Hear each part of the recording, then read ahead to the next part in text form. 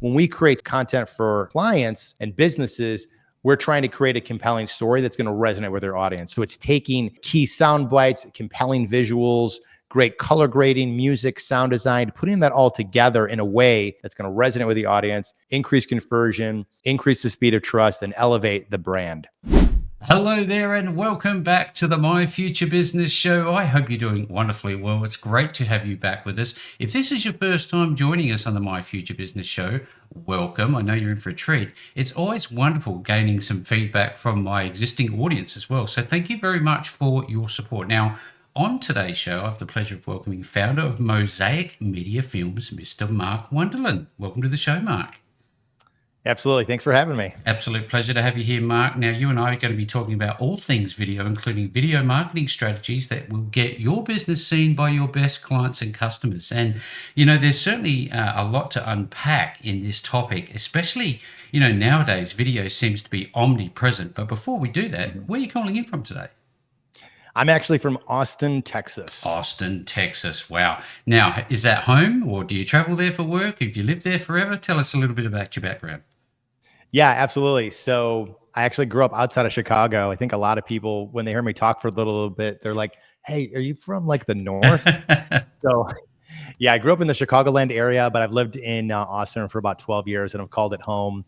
Since that time being in Austin, it's had tremendous growth. I remember when I first moved here, where I live now, there was hardly anything. And now it's all built up. Every time I go downtown, there's something new. It's become really kind of like the second tech capital of the country. And it's a really great, fun place to live. And that's where we do predominantly a lot of our video work is here right in Austin, Texas. Fantastic. Now, this is the bit that I love about the show, Mark, is that we get to explore a little bit about, where you live and the things you do. So tell me, what do you love exactly about the place? Do you have any things that stick out there? Are there landmarks? What do you like to do? Yeah, I mean, in Austin, what I really like about it is coming from Chicagoland, it was like very farmland. It's very flat. When I came here for the first time, I remember thinking to myself, I had this crazy moment where I was like overlooking the hill country in this incredible balcony where I was going to live. And I was like, this feels like a vacation. Yes. And still to this day, 12 years later, there's certain parts of Austin you go to and you see the hill country, you see the lakes, and it's just awesome. So there's always something to do here. Actually, this weekend, I have a boating trip with a whole bunch of my friends. Oh, great. And so it's always good fun. Now, I love hanging out with mates and doing different things. When you say a boat trip, are you talking fishing? What are you doing? Oh, we're just going to hang out on the boat. Excellent. Drink, have some snacks, lay out on a lily pad, and just enjoy each other's company. So a whole bunch of my friends, they also own businesses. We usually get together at least once a month.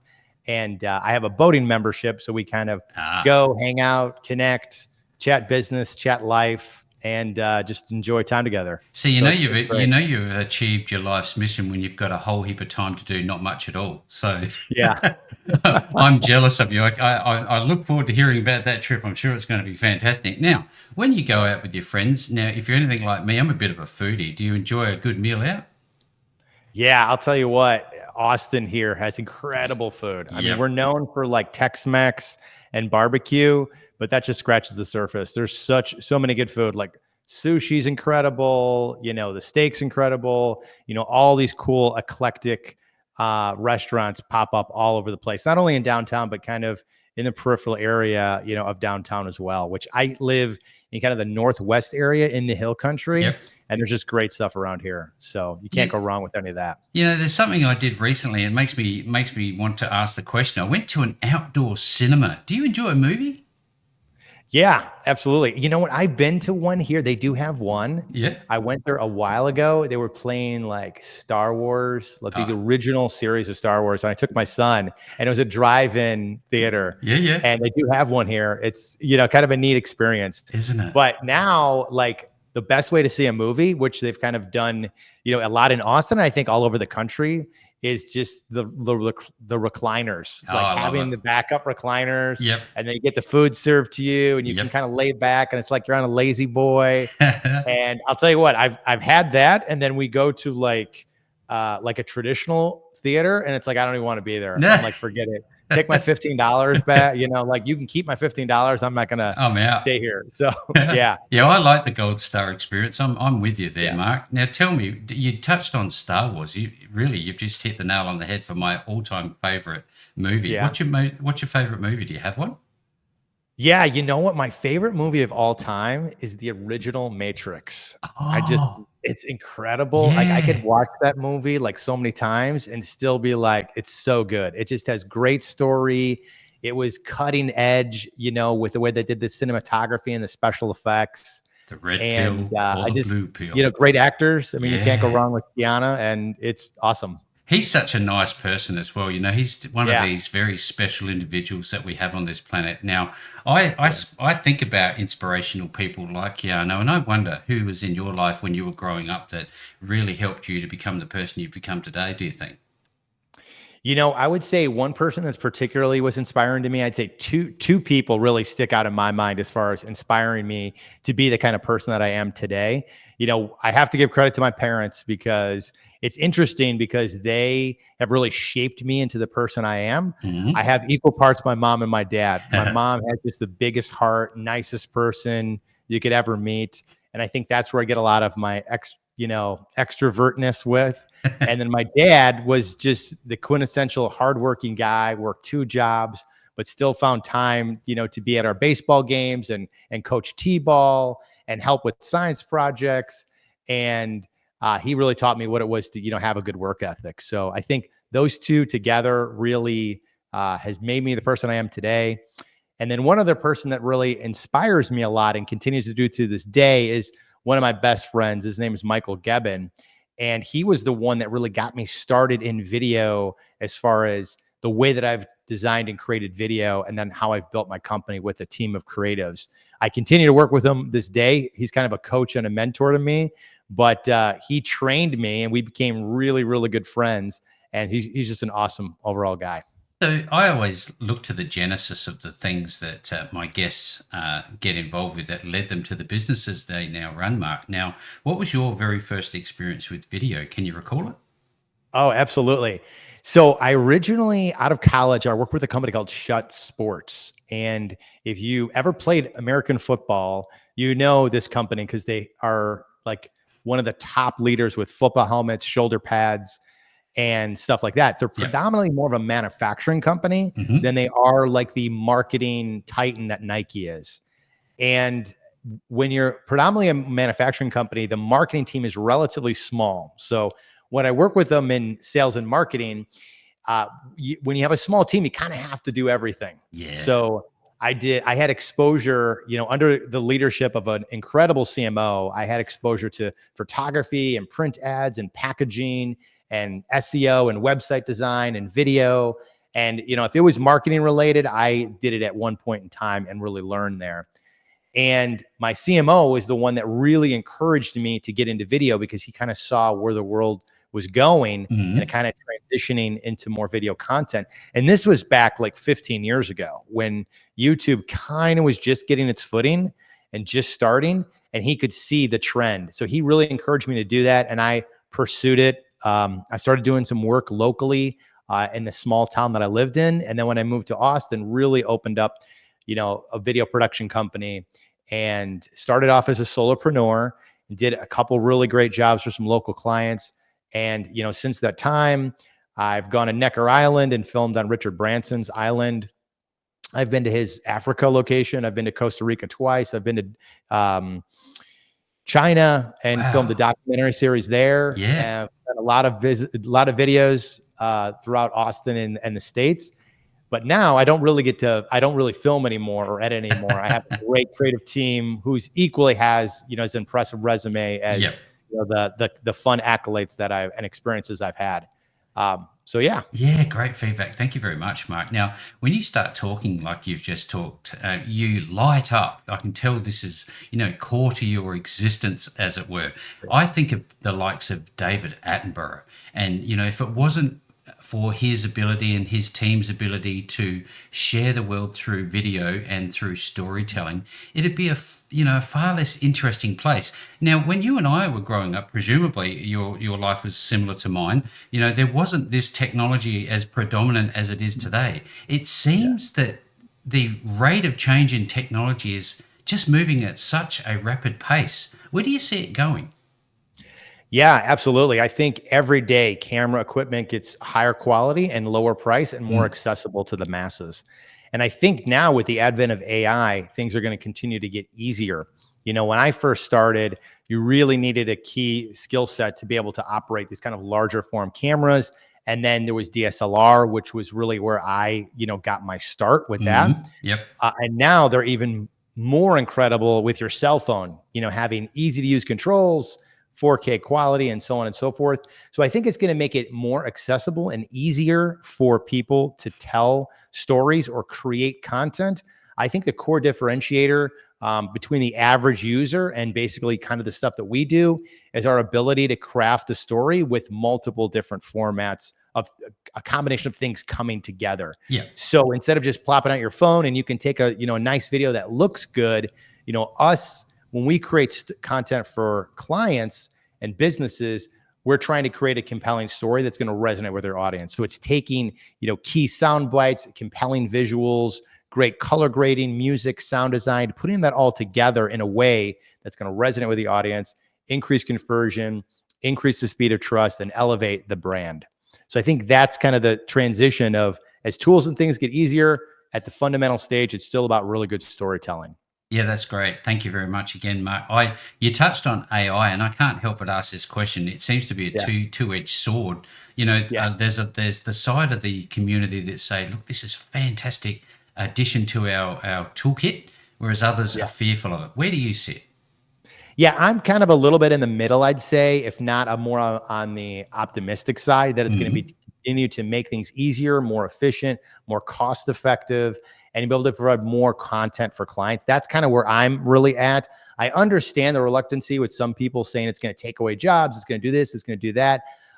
There's a possibility. I mean, for the type of work that we do, I'm less concerned with that because for us, most of our stuff is documentary style. So we need to meet with clients. Yeah. We need to film them. We need to film their location. And you can't really do that in AI, No. as of right now. Another thing too, is I think as we move more towards AI stuff, everything looks fake. Everything looks fabricated. Everything looks too perfect. People are going to start to crave, as they already do now, even more so, is a level of authenticity.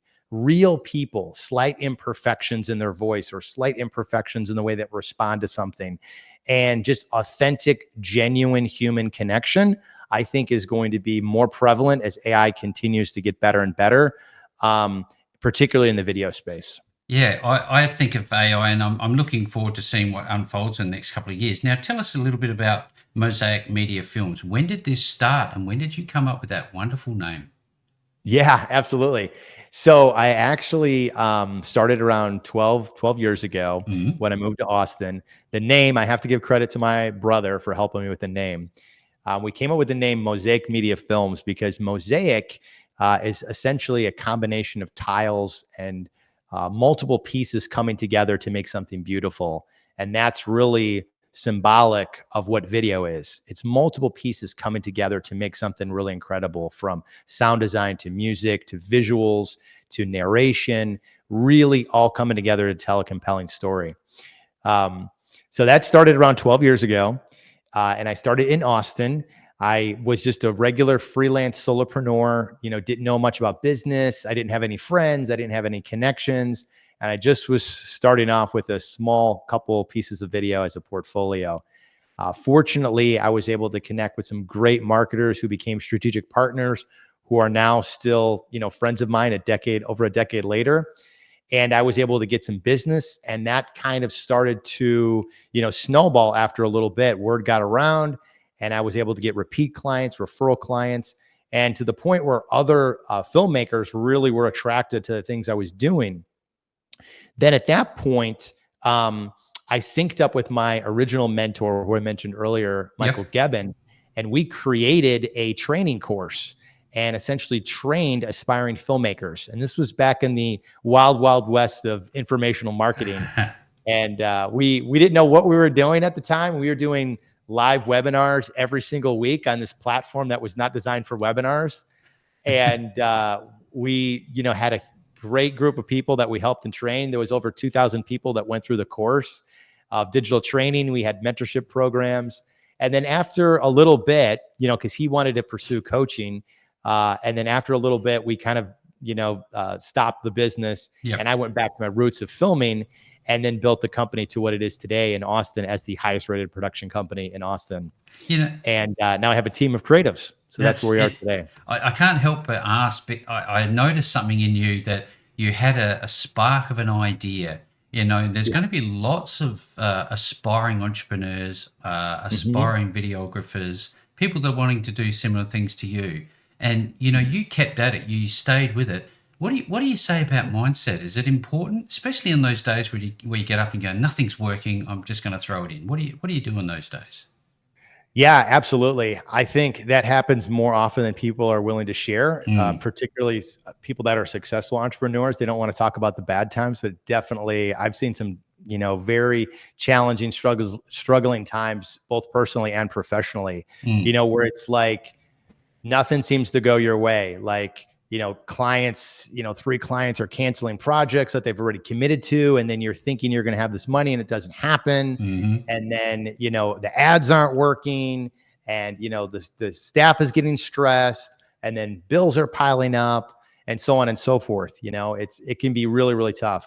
What has helped me throughout that process is basically having a really positive mindset. And one of the things that I always try to tell myself when I get down or I get where I'm really struggling is this one bad thing is bad. That means something around the corner that's good is going to happen really soon. I love it. And sure enough, that always seems to be the case. Just keep your eye on, like, everything will work out. Everything will be fine. It's going to be okay. Something bad has happened. That's all right. Just that's the way it is.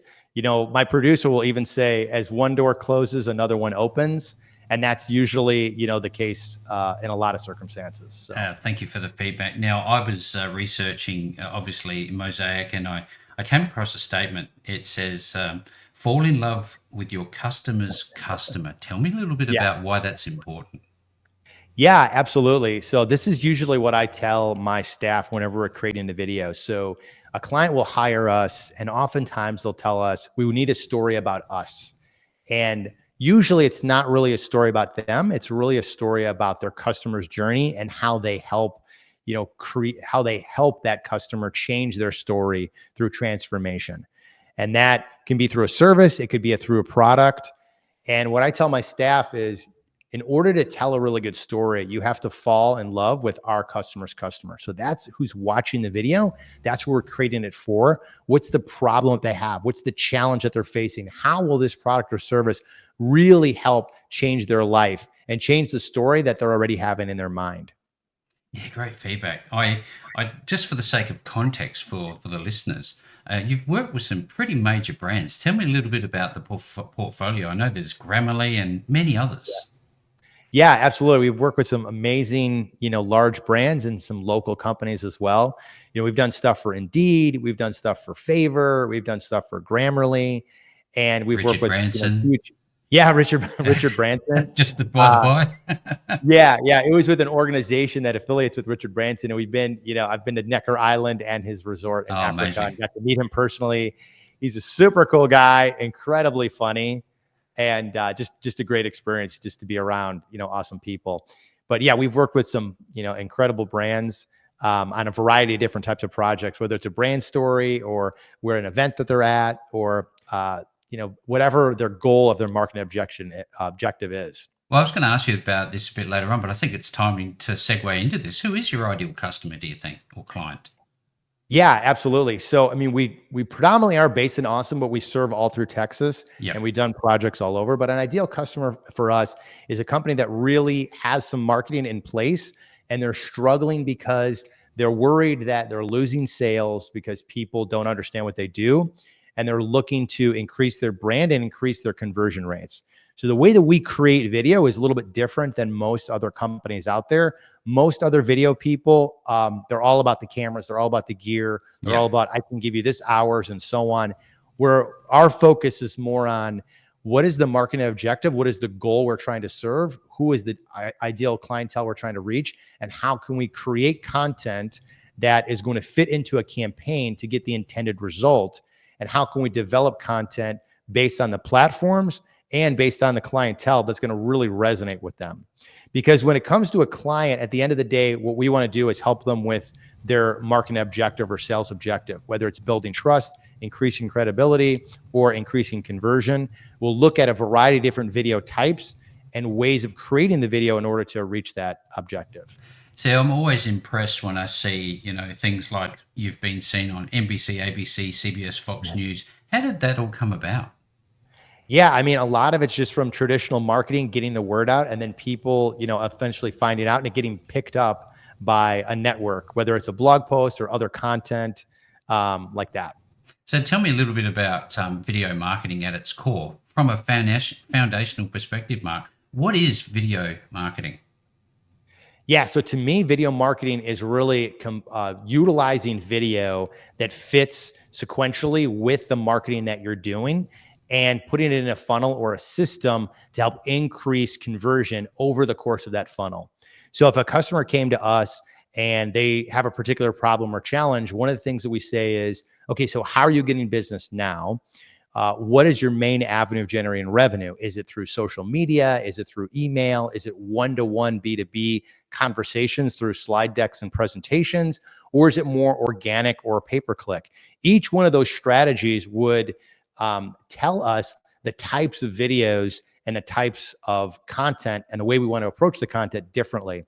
So based on that, we'll come up with a campaign or series of videos that are going to help achieve their goals based on what they're trying to accomplish and based on whatever type of marketing they really want to leverage the video content on.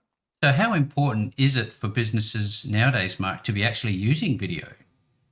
I think if it was 7 years ago or so, they could get away with probably not doing it. But now it's like a necessary, needed thing. I mean, even if you're doing them yourself, that's better than not having any video content. I mean, you can see the advent of like how huge TikTok became, and then Instagram had to completely change their business model to keep up with them. Yes. Video is just so prevalent in everything we do, from social content and the way that we absorb information. It's just such an easy way to communicate through so many different senses with people. It's really not something that you can just push to the side anymore. You like absolutely unequivocally have to use video just to keep up and be competitive. Now, I know it doesn't matter what you look like when you're on video. It's about the message that we deliver. But there are people out there, Mark, and I think coming from a specialist like yourself, who would often maybe work with people who are feeling a little bit anxious, a little bit nervous about going on camera, what would you say to those people that are holding back because of those reasons? Yeah, absolutely. And that sometimes happens with us too, where we get clientele that, is a little bit nervous about being on camera or doesn't like themselves. I think more than anything, what's important, just like you said, it's less about, the way that you look and more about the authenticity that you share, and whether the content is valuable, whether the story is interesting, and whether, what you're saying is genuine and authentic. And if those things match up, then you're going to do just fine. And don't worry about the rest.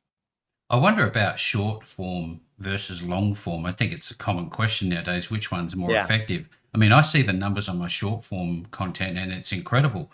A couple of things on that. I guess it's horses for courses, but is short form video as important, or should you use them in combination or in isolation to each other? Yeah, I think it's really a combination because you want to utilize them based on whatever platform that you're marketing on. So like if you're marketing on social platforms, Facebook will tell you 15 seconds is the ideal length. So like short form sub 30 seconds is the ideal length. And then once you get them into your brand, then you can have a little bit longer form. So when we're developing social strategy for a client, one of the things we would do is we'd say, we're going to create like 5 different videos with different angles, with different pieces of content that are typically 15 to 30 seconds. And we're going to test those different videos. And then based on that, when someone clicks, then they'd go to your website for a longer form video. The longer form typically is about 1.5 to 2 minutes in length, because the way that it works with social, and I'm just going to use Facebook as an example, Yeah. is people are scrolling, and when you have an ad, it's interrupting what they're doing. So it's all about hooking them, grabbing their attention, and then getting them to have interest and take the next step, which is clicking to get more information. So once you've hooked and you've got their attention and they've clicked, they've now entered into your brand. So you've sent them into a landing page or your website. And when you do that, at that point, they know that, okay, this isn't an ad. This is an ad. Now I'm interested in the product or service that they talked about. That's where you can have a little bit longer form video that goes into greater detail about it. So the shorter form is really good for, small sound bites, to get people's attention if it's educational, to provide a little short snippet of value, or a short form ad, just again, to hook them and get them interested enough to click. Then once they're into the brand, then you can have those longer form pieces of content. In the context of like a podcast, it's taking the 30 to 60 second gold nuggets throughout the podcast, and there might be 15 of those, and then sending them to the long form podcast so they can hear the whole thing and the entire context of it and get, added value. That makes a lot of sense to me. I wonder, you must have some really close relationships with the people that you work with, because there might be times, I'm not sure, maybe you can tell me, that you're going into a new sector, a new industry, a new market, new niche, and you don't really know much about their client's background. So what sort of relationships do you have, and how do you work out who their actual target audience is? Yeah, absolutely. So with us, that's one of the things that we really love the most, is working with a diverse group of different types of industries and what they do. So it's super, super fascinating. It makes everything interesting. At the end of the day, we're creating stories, but it's so cool how, like, one day we're working with a manufacturing company and they do these huge, massive, like, duct work for, industrial, commercial units. And then the next day we're working with an AV company and we're filming a highlight video. And then the next day we're doing a stuff for a builder. And the other day we're doing something else. It's always something neat and interesting. So there's times where, depending on the product or the type of business, where it's very cut and dry. Like, we know what you do. We've worked with this industry before. We're very familiar with it. And then there's other times where there's a little bit of a learning curve. There was recently a client that we worked with, and they're in the technology sector, and they have this unit that goes on the top of stadiums or large, huge apartment complexes to mitigate the RF signal. And they have to do it, and the places have to do it to help with compliance. So us really understanding, how does this work? What's the ideal client? What's the story we need to tell? So it's always interesting for us to kind of learn about new industries and new technologies for things that we've never done before, which is super cool. Yeah, very exciting industry to be a part of. Now, for everybody Yeah. who's wondering, you can find a portfolio of different video types, of which there are obviously clearly many of them on the website that Mark will share with us a little bit later. But I know that this might fall outside the scope a little bit, Mark, but I often think about those movies where they're using the handheld cameras and it's shaky and it gives that level of authenticity. Is Mosaic on the more refined sort of presentation production, as opposed to that, the shaky handheld mobile phone sort of video, or is there a place for that? Yeah, I mean, so we're definitely more on the refined side of things. A lot of the stuff that we do is very cinematic in nature. It's very documentary style. Yeah. And we always try to give it a professional polish and appeal, because we really want to elevate the brand's presence.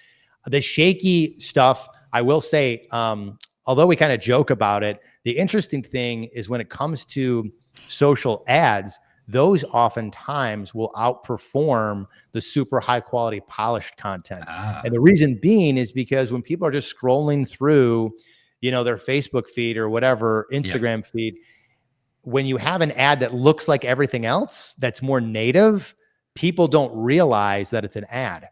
So it'll catch their attention. They'll start listening to it. And then it's like, oh, this is an ad. And then they're still, by the time they figure that out, they're already interested enough to click.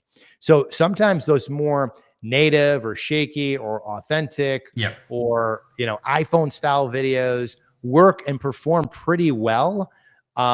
compared to the stylized videos that we do. So what I recommend is try to test it and see what works best for your market. But also what's good is, do the kind of short form ads that are more native in nature, and then send them to the landing page where you have your core offer of your product or service. And that's where you can have the more refined, polished video that elevates the brand, because at that point they know it's an ad. They know they're interested in the service or product. And at that point, you really want to elevate the brand and increase the speed of trust. Yeah, fantastic. I often think about SEO. Back in the day, it was all about the words and the Yeah. image text and all the alt text and all that sort of stuff. How is video impacting searchability and findability? Yeah, absolutely. Great question. So when it comes to searchability and findability, the biggest thing is that like everyone on the internet, as far as a website go, they all have text, right? So that predominantly all of them have text. So competing naturally is significantly higher. It's a combination of, text and, like you said, headlines, tags, alt things, backlinks, Yep. all these things you have to do. When it comes to video, it's really about creating content based on search terms that people are already searching for. So because YouTube is owned by Google, you have a 50 times more likelihood of showing up on Google's first page with a video, simply because there's less competition for video content than there is for all the, millions of websites that are out there that just have written text. You touched on it briefly before, Mark, about storytelling. To me, having that story arc is critical in most of our marketing promotional materials. What's the process that goes on behind there? I know that I believe you have a 3-step process inside of your business. Yeah, absolutely. So this 3-step process for really creating video is planning and really understanding, about the business, about the customer, and then really dialing into the creative and logistics. What's the story we want to tell, the questions we want to ask, the shots we want to get. And then the second component is filming, executing on that plan. And the last part is editing, putting that all together. When it comes to story, we really have what I call as our 9-part framework. And this is the framework that we're trying to build everything on. And it does have that, story arc in there where it talks about, the problem or the challenge the client has, how the client that we're working with and their product and service helps solve that problem, and then what life looks like when that problem is solved. So when they watch that, people are really looking for transformation, whether it's a product or a service. Yep. And that story is designed to kind of show transformation from where they're at to where they want to be. I wonder, in terms of the scope of Mosaic and the services you're providing, where does the production end, or do you help maybe clients who don't really understand what a call to action is or having a landing page? Do you advise on that sort of thing? Can you help with that sort of thing, that next stage? Yeah, absolutely, we do. And I think that's a big thing that differentiates us from a lot of video production companies, Austin and beyond, is, like I said, they're mostly focused on like camera and equipment.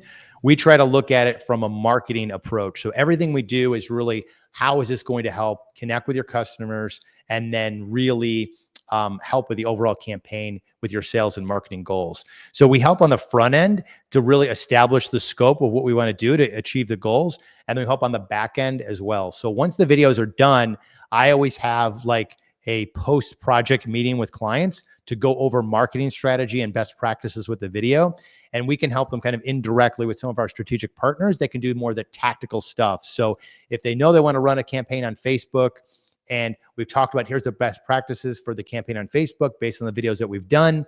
And then if you need someone to help on the implementation side, we have a whole bunch of strategic marketing partners that can help implement that.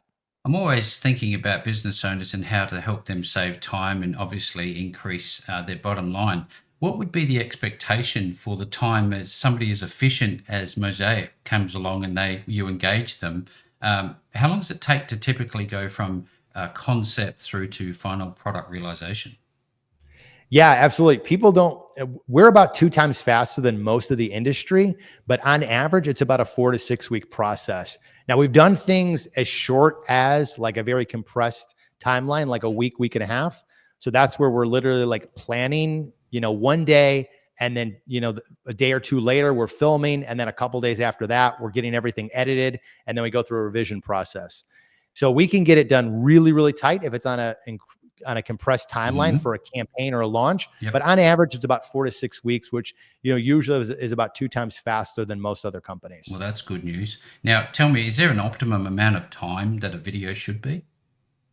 Well, it all depends on where you're going to put it. So the vast majority of the videos that we do are called business promos. Some people call it a brand story.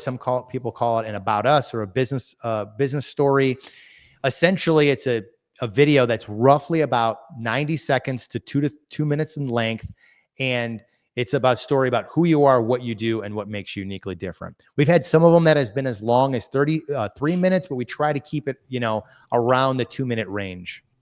Now, I think about, time sensitive videos as opposed to evergreen videos. Is it difficult for different industries, different niches to be able to actually create truly evergreen content?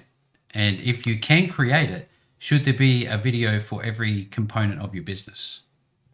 Yeah, there's definitely a couple different evergreen types of videos that we highly recommend for clients, whether they work with us or work with someone else. So one of them is educational content, and Yeah. usually we'll create a couple pieces for them, but typically this is great for them to do on themselves because what you say today could be valuable years from now. The other one is that business promo. I wouldn't call it evergreen, but I would call it it has evergreen capabilities. Like one client project, which was one of my first clients, the Austin Shoe Hospital, I created their business promo over 10 years ago, and they still use it to this day. It's Wow. the one thing that they have said has helped skyrocket their business. They said people call us, they say they've seen their video, and they've seen our video, and the conversation goes from there. It's one of the big reasons why we've been able to grow so fast is because of these videos. So that would be the second one. The third one, which is probably the highest level of evergreen, is customer stories or case stories. Sometimes people call them testimonial videos. Yep. Essentially, it's telling that story through the eyes of a customer and showing that transformation. And the big thing here, let me just give kind of one tip about customer testimonials most people get wrong, is oftentimes when you have customers, you rely on them to do them. They'll usually just say, oh, they're great, they're wonderful, it was awesome, rah, rah, rah. Other video production companies, they'll ask the same questions. How was your experience? Oh, it was great, it was wonderful, rah, rah, rah. What you really want to do, and the reason why I use the word case story, is because you want it to be like a case study, but you're doing it in a story format. So what you really want to do is show transformation of, this is where I was at. I was reluctant to purchase, but this is the result, and this is what my life is like. Because we're always trying to anticipate what the person watching the video is actually thinking. And the way that we frame them and create those kind of customer testimonials or case stories is more authentic to what actually happened. And it also will resonate with the viewer more because they're seeing themselves in that story and they want to see that transformation as well. I love it. This has been one of those calls that I've learnt so much, just that testimonial section alone. Yeah. Very different approach pending, let me assure you. Now, tell me a little bit about the team at Mosaic, because I know that, you couldn't do this by yourself. Yeah, absolutely. So I have a producer who's got over a decade of experience. She's kind of my right-hand person. Yep. I always call her kind of like the glue. She's the one that puts all the pieces together and, Yep. It's kind of like the glue between the editing team, the filming team, the client, and really kind of handles all the creative and logistics throughout the entire project. So I have her, 3 editors, 2 filmmakers, and, several contractors that work with us. At any given time based on the size and scope of the project. What really strikes me is, again, you lit up as soon as we started talking about video creation. But from a satisfaction perspective, you started off with this idea some time ago now. How does it make you feel when you see your clients get results? That's actually the most satisfying thing of it all, is actually getting to talk with clients kind of post project and hearing about their experience working with the staff. But more importantly, kind of having that conversation post project 3 months afterwards when we've reached out, how is everything going? How is everything performing? And they want to do another project because it's been a huge, wild success for them. And that's the most fulfilling thing to hear, is have repeat clients that really have success based on the content that we've created for them. Because the way that I look at it from like a mission standpoint is and I tell my team this, is that we're really positively affecting, millions of lives with the type of content that we create.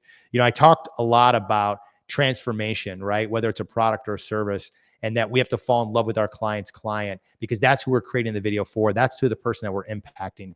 So when our clients come to us and they tell us that they've had success with the videos, that means that they've been able to provide the service or the product for the clients that they're impacting, and we're indirectly impacting their life by creating something that resonates with them, and that our client is able to help them change that story in their mind and that transformation that they're looking for in their personal life.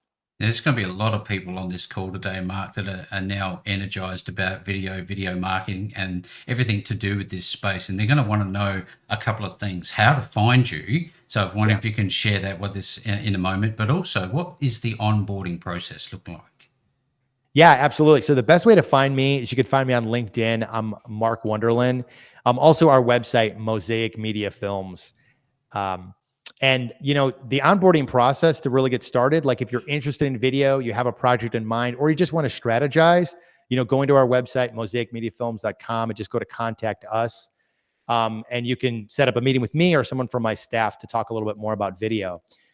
There's another thing too. If you're thinking about video, but you don't really know where to start, and maybe you're not ready to do a project, you can also go to our website and get some great free resources. You don't even have to put in your email address. Just go to mosaicmediafilms.com/resources. And there's stuff from video content, downloadable things, quizzes, all to help you get started and learn a little bit more about how video can help your business, and if it's a good fit for where you're at right now.